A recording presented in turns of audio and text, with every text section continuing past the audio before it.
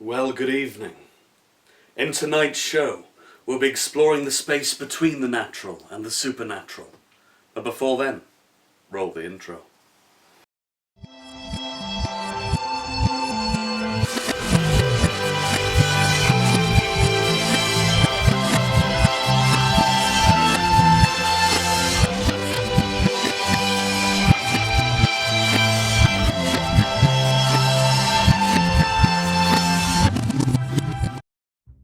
Monsters. A staple of the Halloween season and its modern celebration. But what is the truth behind these classic creatures of the night? Let's start with one of the easiest to explain, Frankenstein's monster. Frankenstein was written by Mary Shelley in 1818. Shelley's monster was a cautionary tale of science gone awry, with the use of electrocution for the reanimation of dead tissue. Shelley's work was, curiously enough, based in reality. Our muscles are indeed controlled by electrical signals from the brain, and will even contract to external electrical signals. This phenomenon does not, however, end with death. The demonstrations which inspired Shelley were ones conducted on dead frog tissue. With electricity passed through the tissue, the limbs would move. Shelley explored the concept in much the same way that a car battery can be jump-started, pondering whether with enough of an electrical charge that the same could be done with a human body. It seems in the case of Frankenstein's monster that fiction may be closer to reality than we'd like to believe. Next, we turn our attention to werewolves. The belief that the moon can affect one's mental state has long been held. Even the word lunatic is derived from the word luna, meaning moon. To this day, it has been noted by some that there is an overrepresentation within criminal statistics on nights which have a full moon. There is, however, no known mechanism by which the lunar cycle can directly affect the brain.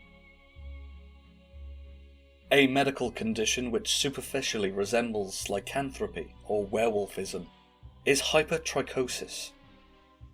This very rare condition causes excessive hair growth and is also known as werewolf syndrome.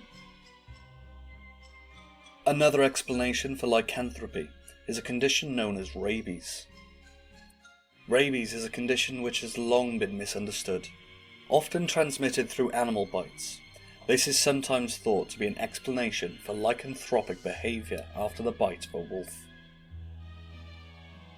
The symptoms of rabies can include increased aggression, confusion, foaming at the mouth, hallucinations, insomnia, and hydrophobia. It is easy to see why this zoonotic condition was misinterpreted during a time of limited medical knowledge. Lastly, we turn our attention to Dracula.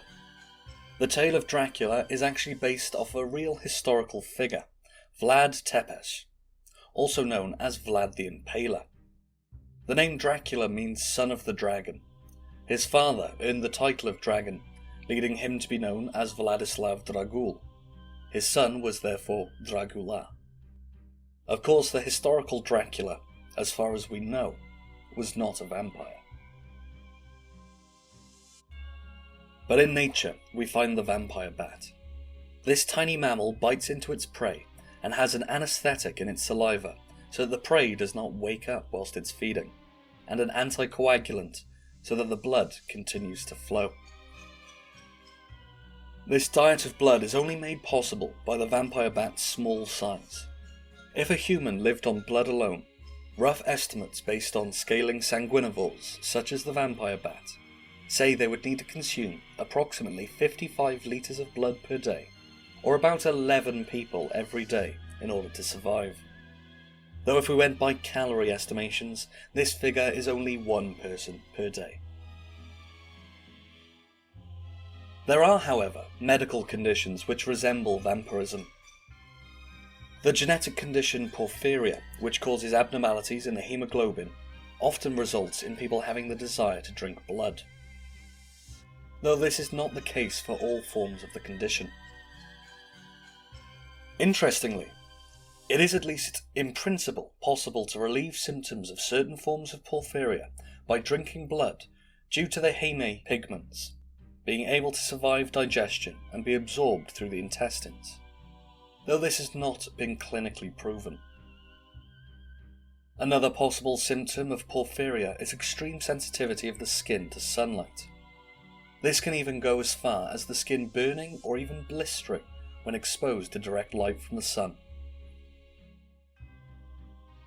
Some forms of this rare condition are actually thought to have been previously less rare in areas such as Romania, including, of all places, Transylvania. It seems that the natural world may well hold the clues to our myths, legends, and terrifying tales. But for now, happy Halloween. But alas, that does bring us to the end. But I implore you to subscribe, share, and leave a comment. Until the next time, carry on screaming.